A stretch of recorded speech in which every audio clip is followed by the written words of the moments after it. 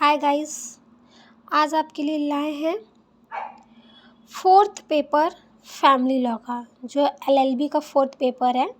First semester का family law हमने लाया है। बड़ा ही इंटरेस्टेड क्वेश्चंस इसमें पूछा गया है। देखिए, हिंदू विधि किन किन मामलों पर हिंदुओं पर लागू होती है, तो जो हिंदू है हिंदू विधि उन पे ही लागू होगी। सिंपल सी बात। प्रतिसिद्ध नातेदारी से आप क्या समझते हैं? हिंदू विवाह अधिनियम 1955 की धारा 5 के प्रावधानों की व्याख्या कीजिए। सप्तपदी मतलब कि जो 7 फेरों से रिलेटेड ये है, जो हमारे हिंदू धर्म में शादी के टाइम, मैरिज के टाइम 7 फेरों का बहुत ही महत्व है, उसके बारे में है। फिर उसके बाद है मुस्लिम कौन है, और फिर उसका धातृ संबंध मतलब कि जो मुस्लिम विधि में माना गया है कि जो बच्चा अगर अपनी माँ का दूध पिया है, अगर मान लीजिए कोई माँ है, उन्होंने अपनी कोख से 2 बच्चों को जन्म दी है, तो उसमें से अगर एक बच्चा उनका दूध पिया हुआ और एक बच्चा नहीं पिया है, तो उन दोनों के बीच में मैरिज जैसा चीज़ें हो सकता है। अगर दोनों ने अपनी माँ का दूध पिया है तो उन लोग के बीच में मैरिज जैसी कोई भी चीज़, तो धातृ संबंध बहुत ही इम्पॉर्टेंट होता है मुस्लिम धर्म में।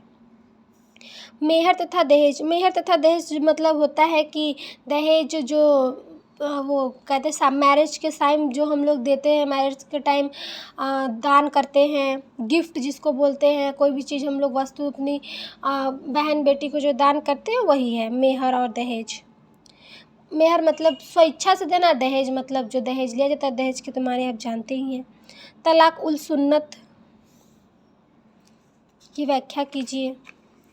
मुस्लिम विधि में इद्दत काल की गणना कैसे की जाती है? इद्दत काल मतलब होता है कि जैसे कि कोई मुस्लिम लेडीज़ है, शादी बाद उनके पति मर चुके हैं, मतलब वो एक्सपायर कर गए या फिर डेथ कर गए हैं, तो उनको इद्दत काल की अवधि बितानी पड़ती। इद्दत काल में क्या होता है कि उनको एक कमरे में बंद करके रख दिया जाता है, और इसलिए उनको एक कमरे में रखा जाता है 6 महीने के लिए या फिर 3 महीने के लिए या फिर 1 महीने के लिए। वो विधवा है या फिर ऐसे तलाक ले चुकी है, उस पर वो डिपेंड करता है। अब जो समय होता है, समय ड्यूरेशन उस पर डिपेंड करता है।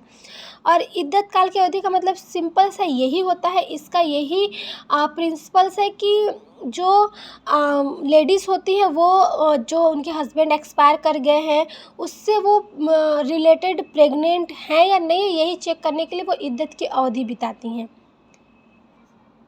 सिंपल से।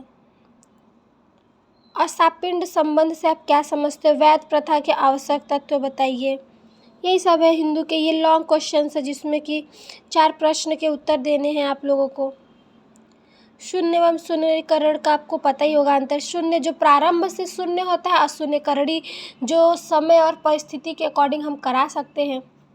अगर वो लॉ के अकॉर्डिंग इलीगल है तो उसको हम शून्यकरणी करा सकते हैं। बहुत ही सिंपल क्वेश्चन है फ्रेंड, आप बहुत ही अच्छे से इस क्वेश्चन को करके आइए। 2000